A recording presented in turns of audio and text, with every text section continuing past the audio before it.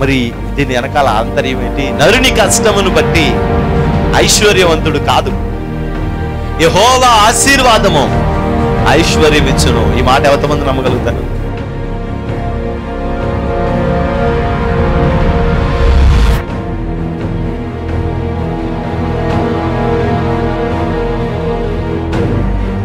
ఆ రక్షణను మనం చూడాలి, అనేక ఆత్మల రక్షణను మనం చూడాలి.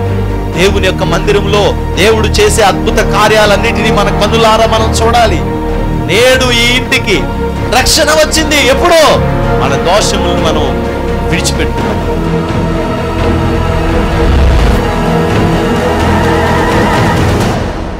నీ పాపములు శారీరకంగా మరలా చేయకుండా సిద్ధపడి, నువ్వు ఇదిగో నా పాపాన్ని నేను వదిలిపెట్టేశాను, ఇదిగో నేను స్తుతిస్తున్నాను, నేను తప్పు చేశాను ప్రభా అని నువ్వు ఎప్పుడైతే వదిలేసి దేవుని దగ్గర ప్రార్థన చేయడం మొదలుపెడతావో, పరిశుద్ధాత్మ అగ్ని వచ్చి నిన్ను తాకి శుద్ధి చేసి ఈ పాపములో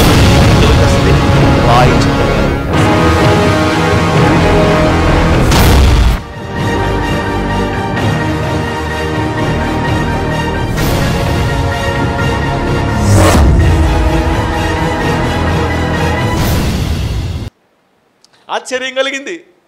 అతని దరిద్రాన్ని అంతా వదిలించుకున్నాడు, అతని శాపం అంతా వదిలిపోయింది, అతని యొక్క పాపిష్టి పరిస్థితి అంతా వదిలిపోయింది. గంతులు వేసుకుంటూ వచ్చాడు. లోకంలో దీన్ని మాన్పగలిగిన, లోకంలో దీన్ని స్వస్థపరచగలిగిన వాడు ఎవరో లేరే.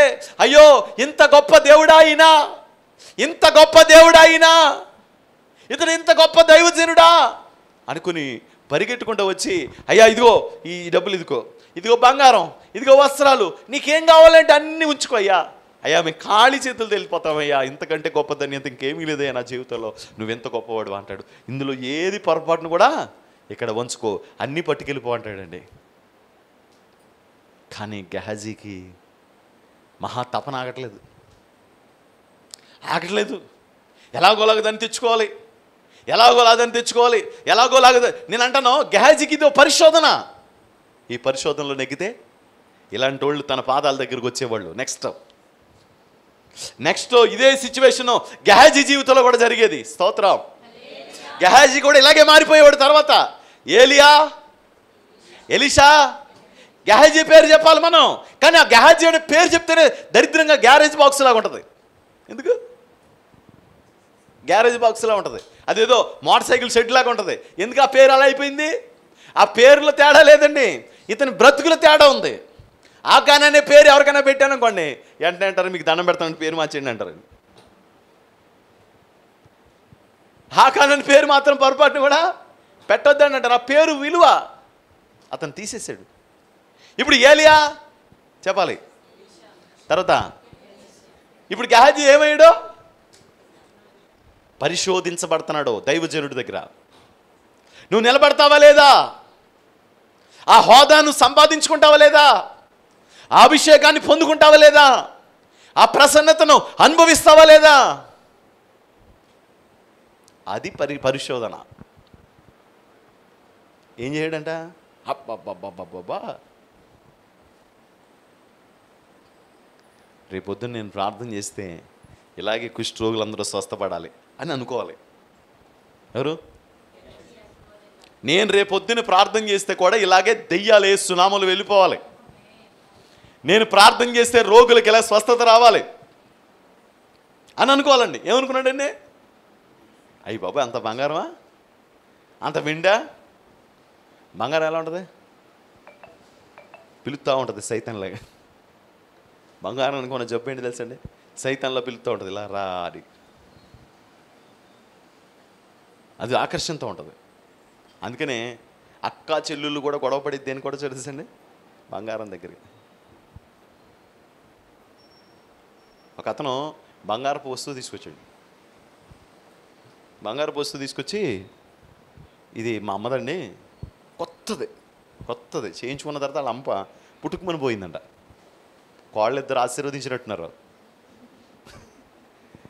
ఇది ముసలిదానికి సింగారం అవసరమా అని చెప్పి ఆశీస్సులు అలా ఫలింతాయి కొంతమంది. అంతే పుట్టుకుమని పోయింది. ఎవరు? పెద్దవాడి తీసుకొచ్చాడు నా దగ్గరికి. పాస్టర్ గారు అన్నాడు. ఏంటన్నాను? తాడండి అన్నాను. ఏంటన్నా?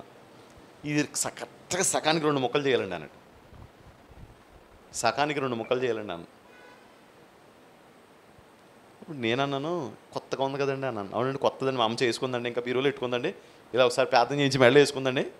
2 కోడళ్ళు ఆశీర్వదించారంట. సదాకాలం నిలుచు, మొత్తం ఏం ఆశీర్వదించారో తెలియదు మరి నాకు, మీరు మళ్ళీ వేరేగా అనుకోకండి. ఆశీర్వాదం ఫలించింది, పుట్టుకుమని పోయిందంట.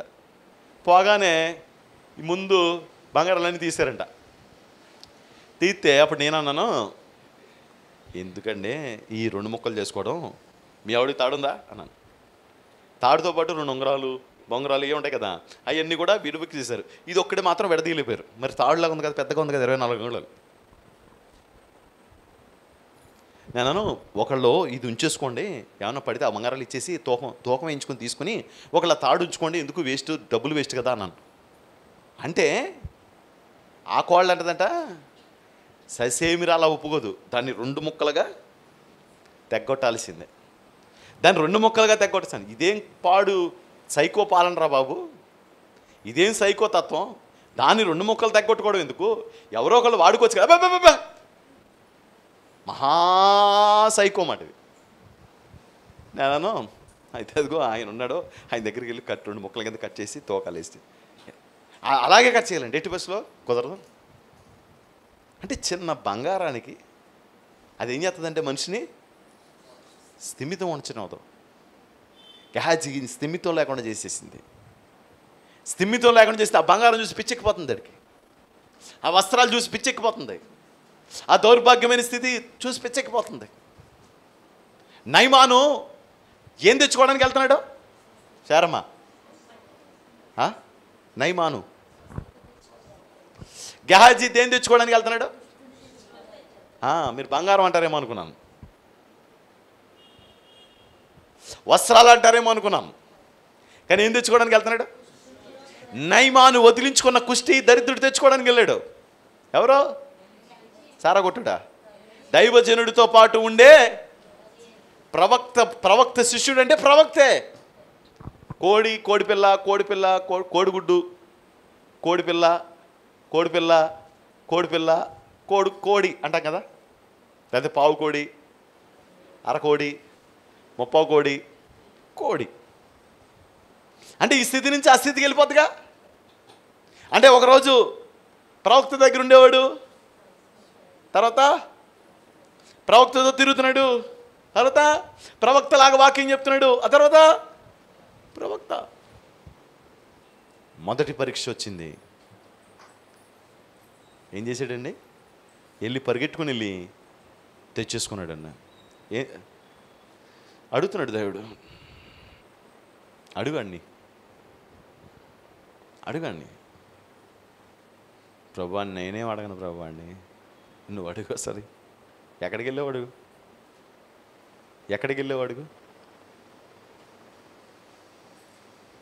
ఏ స్థలానికి వెళ్ళేవాడుగు? నేను ఏం అడగను, సరే వచ్చి ప్రార్థన చేసుకుంటున్నాడు, ఏమి అరగనట్టు. హల్లెలూయా, స్తోత్రం అంటున్నాడు. గెహాజీ ఎక్కడికి వెళ్ళావు గెహాజీ అన్నాడు. నేను ఇక్కడే ఉన్నాను కదండి, నేను ఎక్కడికి వెళ్ళలేదండి అన్నాడు. నువ్వు వెళ్ళడం, నువ్వు నయమాను దగ్గర ఆగడం, నయమాను ఇంట్లోంచి తెచ్చుకోవడం, అవన్నీ నేను చూడలేదా?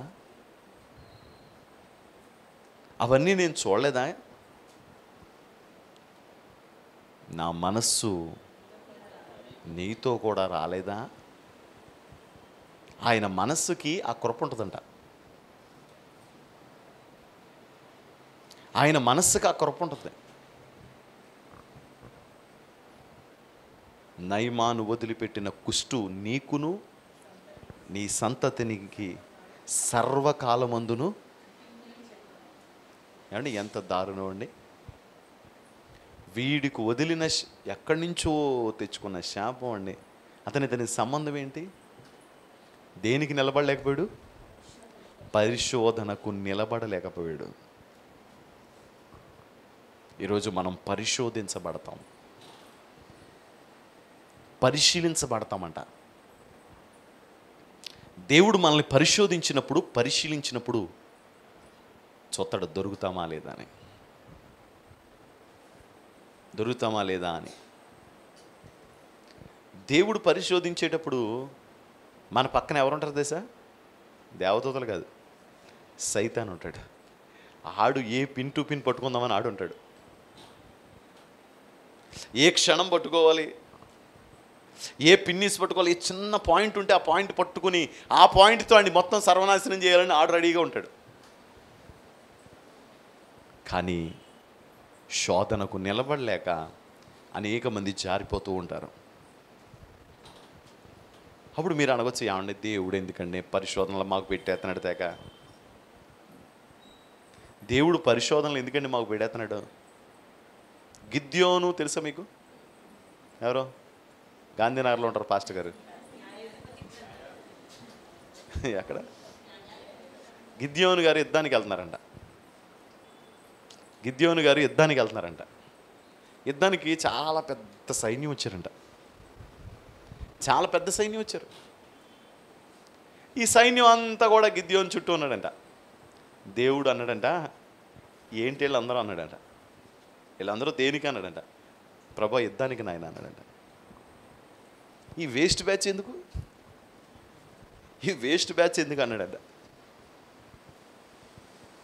ఈ వేస్ట్ బ్యాచ్ నేర్చుకుని ఏం చేస్తావు నువ్వు?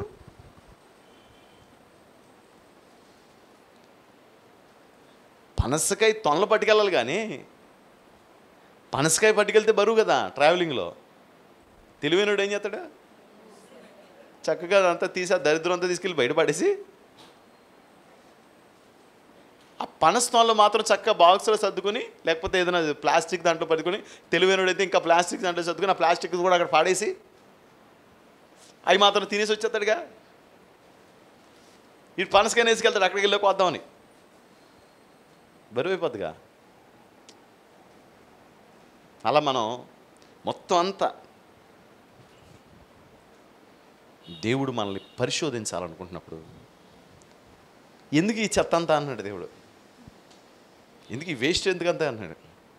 అది కాదు ప్రభా, యుద్ధానికి వెళ్తున్నాం కదా అన్నాడంట. అవునయ్యా యుద్ధానికి వెళ్తున్నావు సరే, వీళ్ళందరూ నిలబడేవాళ్ళేనంటావా? వీళ్ళంతా ఉంటారంటావా? ఉంటారు ప్రభా అన్నాడు. చూద్దాం ఒకసారి న్యాయాధిపతుల గ్రంథం. అంత కంగారు పడకండి, ఒకళ్ళు చెప్పండి సరిపోతుంది.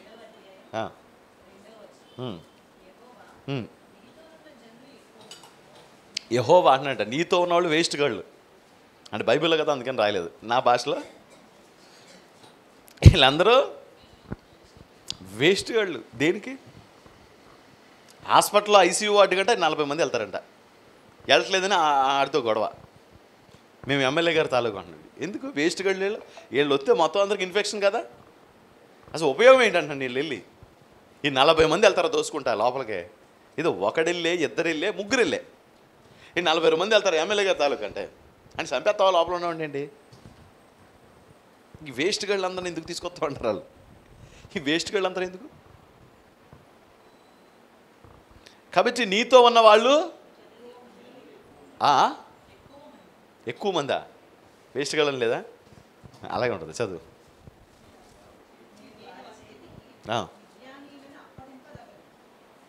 నేను అప్పగించను వాళ్ళకి, మిద్యానీయుల్ని వాళ్ళ చేతికి అప్పగించను.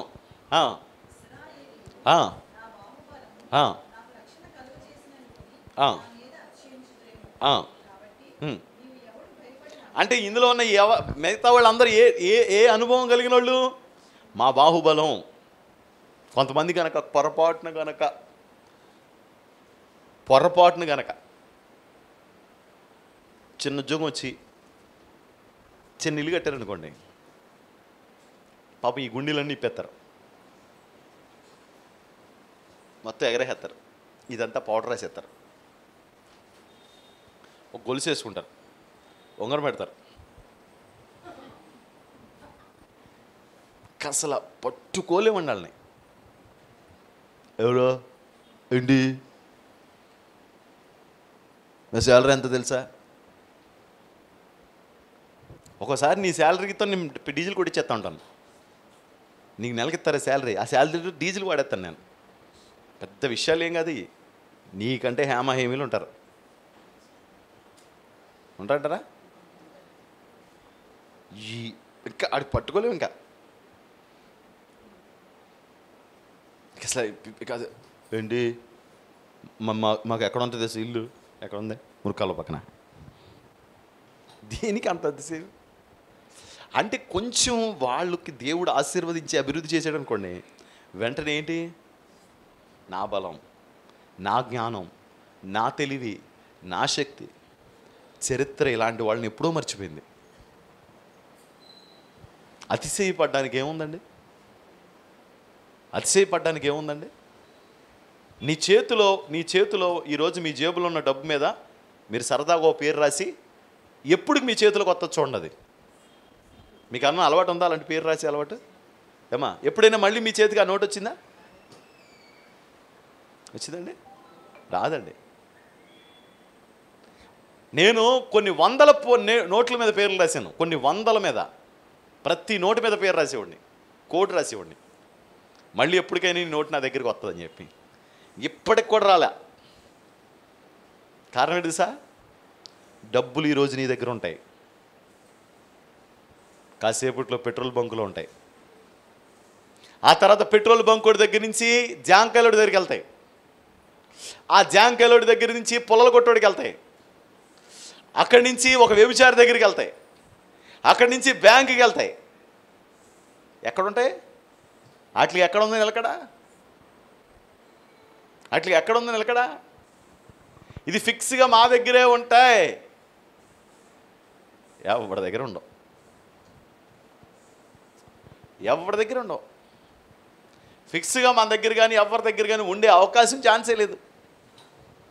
మొత్తం ఇదంతా వేసేసి మొత్తం నేనే ఇదంతా చేసాను.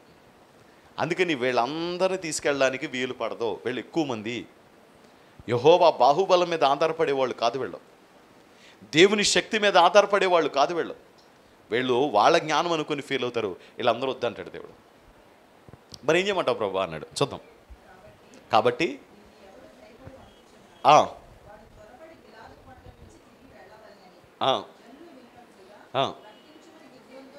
ఏం చెప్పాడంట? భయపడిపోతున్నారో వాళ్ళు వెళ్ళిపోవాలి వెనక్కి. మొదట ఎవరిని వెళ్ళిపోమంటున్నాడు? ఈ పరిశోధన ఏంటి? భయపడే వాళ్ళు వెళ్ళిపోవాలి మొదట. ఎవరైనా భయపడుతున్నారనుకో వెళ్ళిపోండి. భయం అంటే ఏం భయం? దేనికి భయం? చాలా ఉన్నాయి భయాలు. దేవుని వాక్యం ఏమంటుందంటే, యెహోవా యందు నమ్మిక ఉంచిన వారు కదలక నిత్యము నిలుచు సియోను కొండవలే ఉంటారు. నీతిమంతులను దేవుడు సింహం వలె ధైర్యంగా ఉంచుతాడు. ఈ పిరికితనం ఎందుకు వచ్చింది? మనం నమ్మేది దేవుణ్ణి అయితే, మన నమ్మకం పూర్తిగా దేవుని మీద ఆధారపడి ఉంటే అలాంటి పరిస్థితి, అలాంటి స్థితి రాదు. ఎప్పుడైతే లోకంలో ఉన్న వాళ్ళని, లోక సంబంధమైన వాటిని నమ్ముతామో అప్పుడే మనకు ఆ స్థితి కలుగుతుంది, ఆ పరిస్థితి మనకు వస్తుంది. ఆ స్థితి కలగడానికి కారణం ఏంటి? మనం దేవుని మీద పూర్తిగా నమ్మకం ఉంచలేకపోయాం. సరే, భయపడేవాళ్ళు ఎవరు వద్దు, వెనక్కి పంపించేశాను. భయపడేవాళ్ళు ఎవరు వద్దు, వెనక్కి పంపించేసాను. అందుకే హాస్పిటల్కి తీసుకెళ్ళేటప్పుడు భయపడే వాళ్ళని తీసుకెళ్ళకూడదు. ఏదైనా ఒక సెటిల్మెంట్కి వచ్చి ఉండేటప్పుడు భయపడే వాళ్ళని తీసుకెళ్ళకూడదు. ఎవరికైనా దెయ్యం పట్టింది అనుకోండి, వాళ్ళతో నలుగురు భయపడే వాళ్ళని తీసుకెళ్ళకూడదు. వాళ్ళు కట్టేస్తుంది. వాళ్ళు పడుకుంటారు శుభ్రంగా, వీళ్ళు మాత్రం పడుకోరు. ఇక అది చూసి అన్నీ. ఏదైనా ఒక భయంకరమైన జటిలమైన సమస్య వచ్చింది, అప్పుడు భయపడేవాళ్ళు ఉండకూడదు. అక్కడ ధైర్యంగా నిలబడేవాళ్ళు కావాలి. స్తోత్రం, హల్లెలూయా. ఆ ధైర్యం ఎవరు ఇవ్వగలరు? దేవుడు తప్ప ఆ ధైర్యం మనుషులకి ఎవరు ఇవ్వగలరు? ఎవరు వస్తుంది? భవిష్యత్తు ఎలా అయిపోతుందో తెలియక ఉరేసుకొని చచ్చిపోయాడు ఉదయకరణ్. నా జీవితం ఏమైపోతుందో తెలియక ఆత్మహత్య చేసి చచ్చిపోయింది ఒక హీరోయిన్. వాళ్ళకి నమ్మకం లేదు, వాళ్ళ భవిష్యత్తు మీద వాళ్ళకి నమ్మకం లేదు.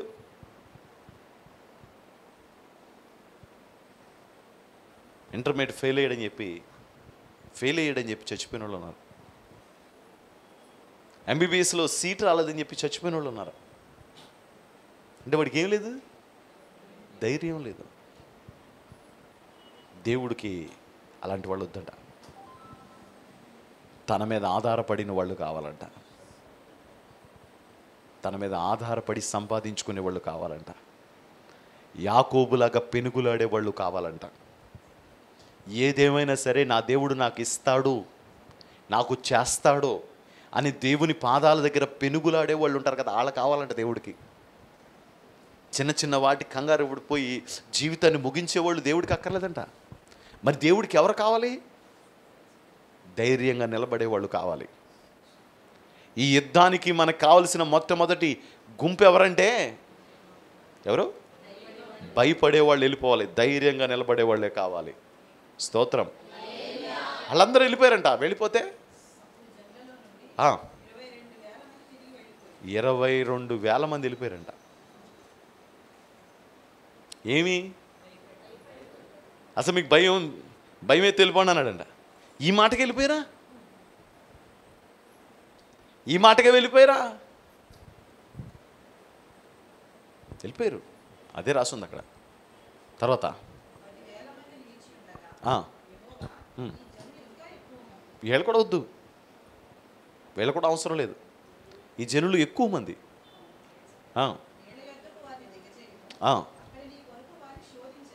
నీ కొరకు వారిని శోధించేదను. ఎవరు కావాలంటే ఇప్పుడు? ఎవరు కావాలి? నమ్మకమైన వాళ్ళు కావాలి. నమ్మకమైన వాళ్ళు కావాలి. మధ్య మధ్యలో టీవీ చూస్తూ ఉంటాను, భోజనం చేసినప్పుడు, వై చేసినప్పుడు, ఇది చేసినప్పుడు. ఆడంత దారుణమైన వ్యక్తి లేడండి, బకాసురుడండి, ఆకుసురుడండి, ఇలాంటి వాడండి, అలాంటి వాడని టీవీలో తిడుతున్నాడు బాగున్నా ఒక అతను. మళ్ళీ తర్వాత చూస్తే నిజంగా ఆయన నేను పొరపాటుగా అర్థం చేసుకున్నానండి, ఆయన చాలా మంచోడండి అంటున్నాడు. నాకు అర్థం కాలేదు. అసలు జీవితంలో ఎవరికైనా సిగ్గు ఎగ్గు ఉంటుంది, కానీ నేను అనలేదు, మీరు అన్నారు. సిగ్గు ఎగ్గు లేని బొత్తుకు ఎవరికైనా ఉంటే ఈ సంవత్సరం తెలిసింది నాకు. బొత్తుకి ఇదివరకు కొంచెం అన్న విలువలు, సిగ్గు శరం ఉండేది. సిగ్గు శరం లేని వాళ్ళు ఎవరైనా ఉంటే ఆడిని తిడతారు. మళ్ళీ ఆడిని అదే నోరు, పాసి నోరు. మళ్ళీ 2 రోజులు పోయిన తర్వాత మళ్ళీ ఆడితే తేడా వచ్చేది, మళ్ళీ ఆయన తిడతారు. నాకు తెలుసు ఆయన ఒక ఉంటాడు, పచ్చి కరుడు కట్టిన పార్టీ. మరి పార్టీ పేరుంది నేను. ఇప్పుడు ఆ పార్టీ ఎన్నాళ్ళ నుంచే ఉన్నాడు, మారిపోయాడు. ఈ మధ్యనే ఇంకో కండు వేసి తిరుగుతున్నాడు. ఏమంటే ఏంటండి అన్నాను. ఏంటంటే ఏంటి? ఇందుకే వ్యక్తి మీద ఇష్టమా, పార్టీ మీద ఇష్టమా అంటే కాదా, అక్కడ ఏదో స్థానం ఇవ్వలేదు.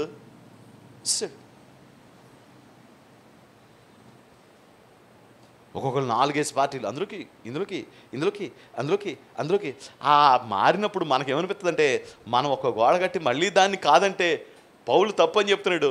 మనకి ఎప్పుడైనా ఒకసారి అలాంటి మాట గబుక్కునంటే అది వెనక్కి తీసుకోవడానికి మనకే ఎంత కష్టమైపోతుంది. సిగ్గు ఎగ్గు, సీవి, నెత్తురు, ఇంకా కిడ్నీలు, లివర్లో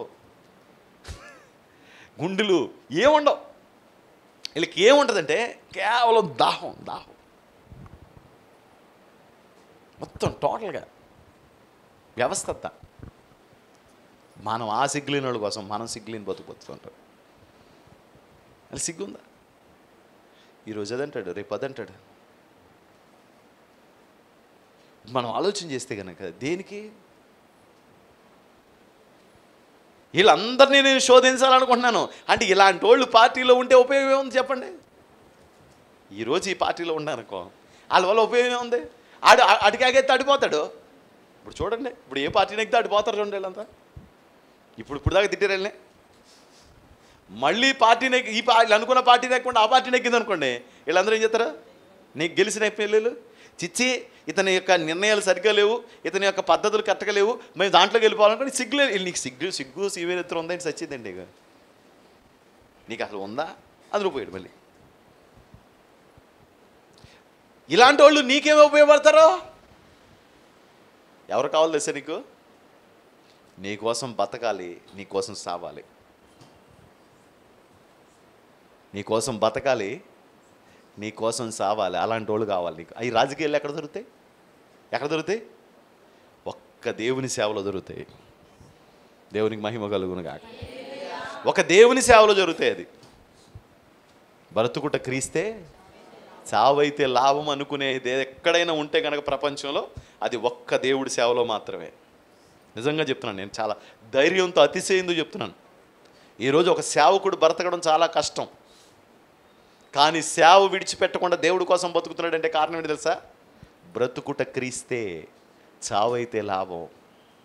దేవుడు వాళ్ళకి డబ్బులు ఇవ్వకపోయినా, దేవుడు వాళ్ళకి ఆస్తులు ఇవ్వకపోయినా, దేవుడు వాళ్ళకి ఇల్లులు ఇవ్వకపోయినా, దేవుడు వాళ్ళకి చెప్పుకోదగ్గ పేరు ఇవ్వకపోయినా 10, 15, 20 సంవత్సరాలు అలా కష్టపడి దేవుని సేవ చేస్తారే తప్ప లోకంలోకి వెళ్ళడానికి, లోక సంబంధమైన వాటిలోకి వెళ్లకుండా నిలబడగలిగినోడే నిజంగా ఇంత ధైర్యం సేవకుడి తప్ప ఇంకెవడికి ఉంటుంది అనిపిస్తుంది నాకు. దేవునికి మహిమ కలుగును గాక. కానీ ప్రభువు చూస్తూ ఉన్నాడు. నీ నిమిత్తం వారిని శోధిస్తాను. ఎందుకు తెలుసా? ఆ భయపడే వాళ్ళ వల్ల చాలా ప్రమాదం ఉంటుంది. వీళ్ళు ఎక్కువ మంది, వీళ్ళ వల్ల చాలా ప్రమాదం ఉంటుంది. వీళ్ళ వల్ల జరగవలసిన మేలు జరగదు, జరగవలసిన దీవెన జరగదు, జరగవలసిన ఆశీర్వాదాలు వీళ్ళ వల్ల జరగవు. కాబట్టి నీ దగ్గర ఉండవలసిన వాళ్ళు ఎలాంటి వాళ్ళు ఉండాలంటే, అయితే ప్రాణము తీయడానికైనా లేకపోతే ప్రాణము పెట్టడానికైనా సిద్ధంగా ఉన్నవాళ్ళు కావాలి. అలాంటి వాళ్ళే కదా యుద్ధ భూమిలో కావాల్సింది. అలాంటి వాళ్ళని ముంచు, మిగతా వాళ్ళంతా పంపించే అన్నాడు. మరి ఏం చేయమంటావు? ఇప్పుడు భయపడిన వాళ్ళు వెళ్ళిపోమన్నాను, ధైర్యంగా ఉన్న వాళ్ళు అందరూ ఉన్నారు. మరి వీళ్ళని ఎలా వెళ్ళిపోమంటాను అండి? వాళ్ళ దగ్గర నీళ్ళ దగ్గర తీసుకెళ్ళమన్నాడంట. నీళ్ళ దగ్గర తీసుకెళ్ళమన్నాడు. సరే చదువుతాం మా మాటలు. అతడు నీళ్ల యొద్దకు ఆ జనులను, దేవునికి మహిమ కలుగును గాక. ఇలాంటి వాళ్ళు 300 మంది ఉంటే చాలు. 30,000 మంది అక్కర్లేదు నీకు, 25,000 మంది అక్కర్లేదు నీకు. ఏంటి ఇంత పెద్ద విజయానికి నాకు ఇంత చిన్న సంఖ్య ఉంటే సరిపోద్దా ప్రభువా? చాలు చాలు.